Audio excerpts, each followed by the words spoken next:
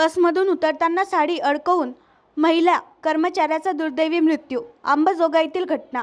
अंबाजोगाई शहरालगतच मोरेवाडी परिसरातील पाण्याच्या टाकीजवळ आज सकाळी झालेल्या अपघातात एका महिलेचा दुर्दैवी मृत्यू झाला. विजयमाला नानाभाऊ सरवदे, वय 57 वर्ष, राहणार केज असे मृत महिलेचे नाव आहे.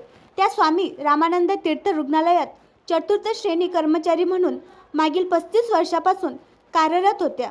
घटनेची माहिती अशी की विजयमाला सरवदे नोकरीच्या निमित्ताने दररोज केजहून अंबाजोगाईला ये जा करत असत. आज सकाळी देखील ते अंबाजोगाईला येण्यासाठी धारूरहून परडीच्या दिशेने निघालेल्या बसमध्ये बसल्या. या बसने अंबाजोगाई येथे थांबा घेतल्यावर विजयमाला सरवदे या उतरू लागल्या. त्यावेळी त्यांच्या साडीचा पदर बसमध्ये अडकला आणि त्या खाली कोसळल्या. इतक्यात बस पुढे निघाली आणि त्यांच्या दोन्ही पायावरून चाक गेले.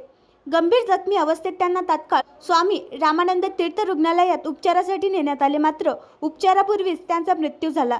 या घटनेमुळे रुग्णालयात शोककळा पसरली असून सहकारी कर्मचारी आणि स्थानिकांमध्ये हळहळ व्यक्त होत आहे. पुढील तपास अंबाजोगाई पोलीस करीत आहे.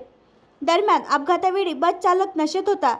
त्याच्या बेजबाबदारपणामुळे हा अपघात झाल्याचा आरोप नातेवाईकांनी केला आहे.